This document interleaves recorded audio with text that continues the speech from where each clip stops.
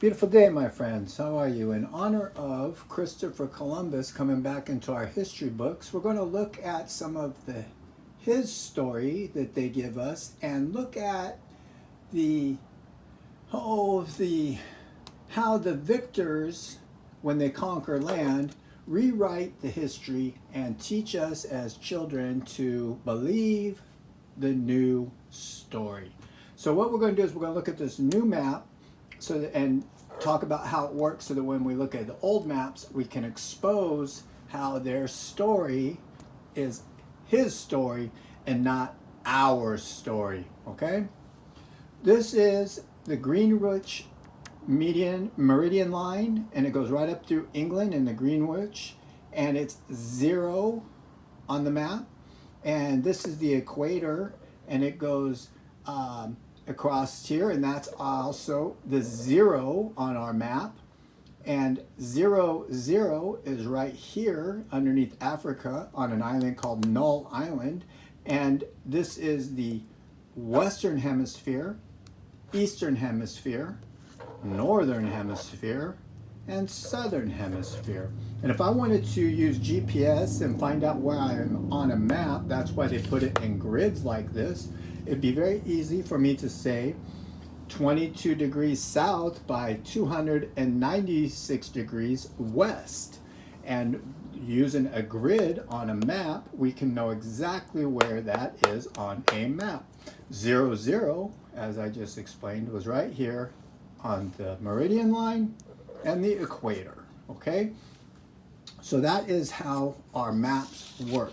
If I wanted to go west of the meridian, it would be 350, 340, 340, 330 degrees west of the meridian line. Or if I was going east, it would be 10 degrees, 20 degrees, 30 degrees east. And it all goes all the way around the world to make a 360, back to 360, which is a ball, a circle of a globe, okay? Now, let's look at some of these older maps.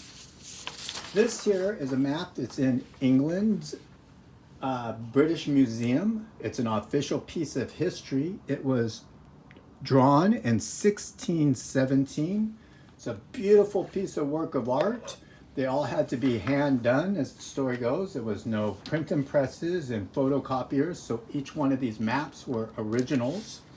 We've got the Western Hemisphere, the Eastern Hemisphere, and the meridian line on this map is right here, smack dab in the middle of the Atlantic Ocean. Again, the one on our new modern maps are right here going through England, but back in the day when they were first discovering and sailing all across the world, it was right here in the middle. If we look right here, we can see that it says 360 degrees, and if we were going to go west, 360, 350, 340, 330, and then over here on the eastern, going east of the meridian line, 10 degrees, 20 degrees, 30 degrees, 40 degrees. Very simple, okay? Now, why is that important? Well, we're going to go and look at a couple other maps to show you exactly what I'm talking about. Now, this map right here is a great example of why I used the degrees that I did. 22 degrees south by 296 degrees west. Our meridian line, as I just showed you, was over here. So if we were going west of the meridian line, we would go up to our grid, and 200, what is that, 315 west, 310 west, 305 west, 300, and 296 is right here where this line is. 296 degrees west of the meridian line. And then 22 degrees south would be, here's our equator, and we would go 22 degrees south of the equator. The equator is a 0. We go down, and it would be 22 degrees is right here, south of the equator. And that would put us right here in the middle of Cuba, right where the two lines here meet. That's 22 degrees south by 296 degrees west. Now we're going to look at another map. This map here was written and drawn. Again, these are all hand drawn. It's from 1597. It's officially stamped here in the British Museum as official history of the world. It's written in Latin, very old.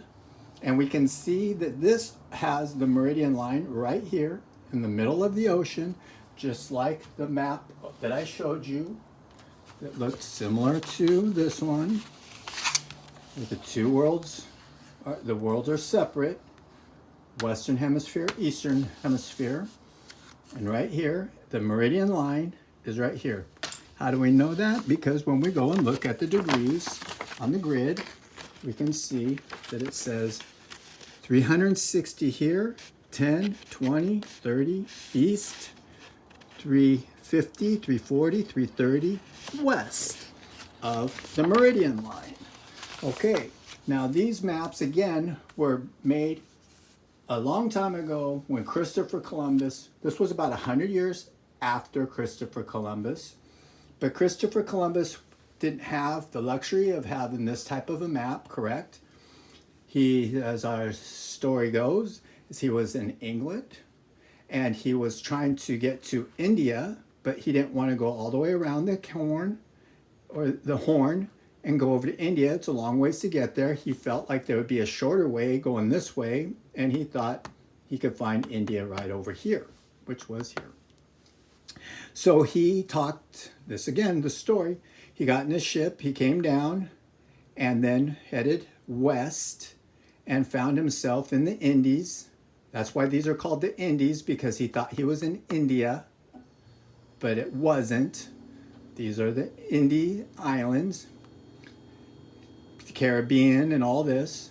So he went back up, got another ship, tried it again, took basically the same route and headed west and ended up higher up in the Cuba area, Jamaica.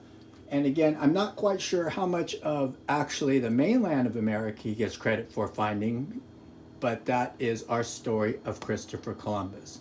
Now, why do I say that there's flaws in the history? Well, here is our meridian line. And in this time and era, it was absolutely impossible for sailors to know where they were on the longitude lines. They did not know if they were up or down above the equator in the ocean. They could on land, but not in the ocean. They were able to know how far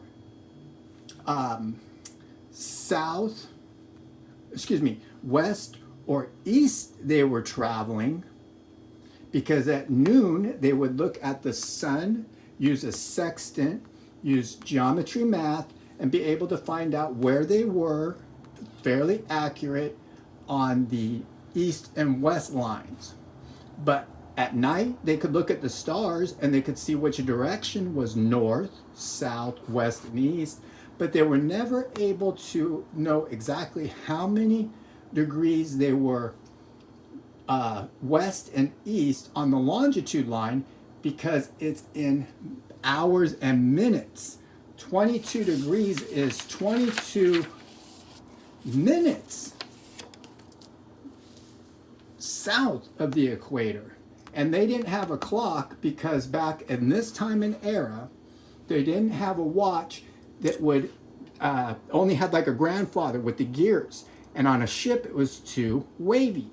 So they finally, in 1761, a gentleman made a clock with gears that would be on a ship and on a gyroscope, which gave them the first time where they were being able to have track time on a ship in 1761 to know how far they were west or east of the meridian line in the ocean.